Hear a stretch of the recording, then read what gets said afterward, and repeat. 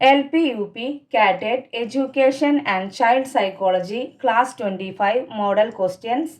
First one, പ്രീണശിക്ഷ ഭയന്ന് രക്ഷിതാക്കളെയും അധ്യാപകരെയും അനുസരിക്കുന്നു.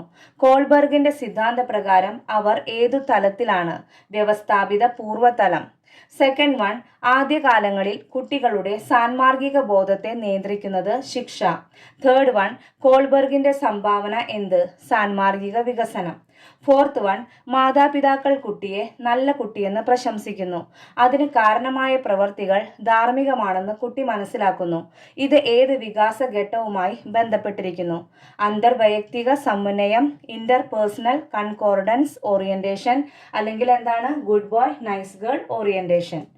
ഫിഫ്ത്ത് വൺ, മനു ശിക്ഷയെ ഭയന്നാണ് അനുസരണ കാണിക്കുന്നത്. ധാർമ്മിക വികാസത്തിന്റെ ഏത് തലത്തിലാണ് അവനുള്ളത്?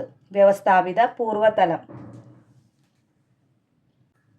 സിക്സ്ത് വൺ, സമ്മാനങ്ങൾക്ക് വേണ്ടി മാത്രം രക്ഷിതാക്കളെയും അധ്യാപകരെയും അനുസരിക്കുന്ന പ്രണവ് കോൾബർഗിന്റെ സിദ്ധാന്തമനുസരിച്ച് ഏത് ഘട്ടത്തിലാണ്? വ്യവസ്ഥാപിത പൂർവ്വതലം. താഴെ കൊടുത്തിരിക്കുന്നവയിൽ കോൾബർഗിന്റെ സാൻമാർഗിക വികസന ഘട്ടത്തിൽ ഉൾപ്പെടാത്തത് ഏത്? ഓപ്ഷൻ എ മനോവ്യാപാര ഘട്ടം, ഓപ്ഷൻ ബി വ്യവസ്ഥാപിത തലം, ഓപ്ഷൻ സി വ്യവസ്ഥാപിത പൂർവ്വതലം, ഓപ്ഷൻ ഡി വ്യവസ്ഥാപിത അനന്തരതലം. ഇതില് കോൾബർഗിന്റെ സാൻമാർഗിക വികസന ഘട്ടത്തിൽ ഉൾപ്പെടാത്തതാണ് ചോദിച്ചിരിക്കുന്നത്. ആൻസർ ഈസ് എ മനോവ്യാപാര ഘട്ടം. എയ്ത്ത് വൺ, സീബ്ര വരകളിലൂടെ മാത്രം റോഡ് മുറിച്ചു കടക്കുക, ഉപയോഗശൂന്യമായ വസ്തുക്കൾ കുപ്പത്തൊട്ടികളിൽ നിക്ഷേപിക്കുക തുടങ്ങിയ നിയമങ്ങൾ അനുസരിക്കുന്ന കുട്ടി കോൾബർഗിന്റെ സാമൂഹ്യ വികാസ സിദ്ധാന്ത പ്രകാരം ഏത് സ്റ്റേജിലാണ്? നിയമ സുസ്ഥിതി പാലനം, ലോ ആൻഡ് ഓർഡർ ഓറിയന്റേഷൻ.